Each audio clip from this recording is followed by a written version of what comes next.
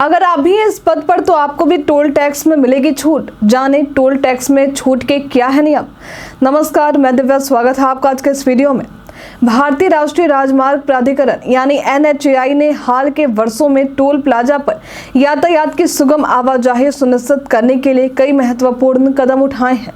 फिर भी हमें लंबी कतारों का सामना करना पड़ता है क्योंकि कुछ मोटर चालक बिना टोल का भुगतान किए गुजरने का प्रयास करते हैं। ऐसे चालकों के पास अक्सर अपनी बेगुनाही साबित करने के लिए कई बहाने होते हैं। NHAI के दिशा निर्देशों के अनुसार केवल 5 श्रेणियों के वाहनों को ही टोल का भुगतान करने में छूट दी गई है अगर इसके अलावा कोई अन्य छूट नहीं है। यहाँ हम उन 5 श्रेणियों की गाड़ियों की चर्चा करेंगे जिसमें लोगों को टोल का भुगतान नहीं करना होता है। NHAI के नियमों के मुताबिक आपातकालीन वाहन जैसे एम्बुलेंस, फायर ब्रिगेड और पुलिस वाहनों को टोल का भुगतान नहीं करना होगा। इसके साथ ही रक्षा मंत्रालय से जुड़े वाहन, VIP वाहनों जो राष्ट्रपति, प्रधानमंत्री या उच्च न्यायालय के न्यायाधीशों को ले जाते हैं, उन्हें भी टोल टैक्स से छूट दी गई है। इसके अलावा सार्वजनिक परिवहन वाहनों और 2 पहिया वाहनों को भी टोल का भुगतान करने से मुक्त किया गया है।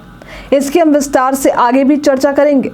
उससे पहले जान लेते हैं टोल टैक्स की परिभाषा। टोल चार्ज, जिसे सामान्यतः टोल कहा जाता है, ये वैसे कर हैं जो देश के पुलों, टनल और राष्ट्रीय या राज्य राजमार्गों के रखरखाव और निर्माण के लिए इस्तेमाल में आते हैं। NHAI ने टोल टैक्स लेने के लिए कुछ नियम और कानून बनाए हैं जिनका पालन करना जरूरी है।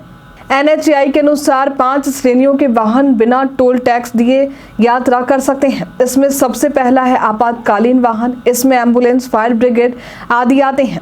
दूसरे नंबर पर है रक्षा वाहन। इसमें सेना और रक्षा मंत्रालय के नियंत्रण में आने वाले वाहन और सेना से जुड़े लोग भी हो सकते हैं।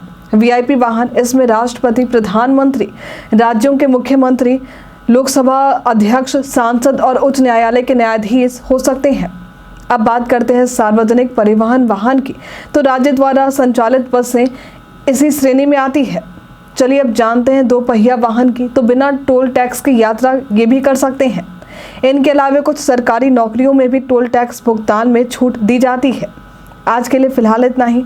हमारे साथ बने रहने के लिए आपका धन्यवाद।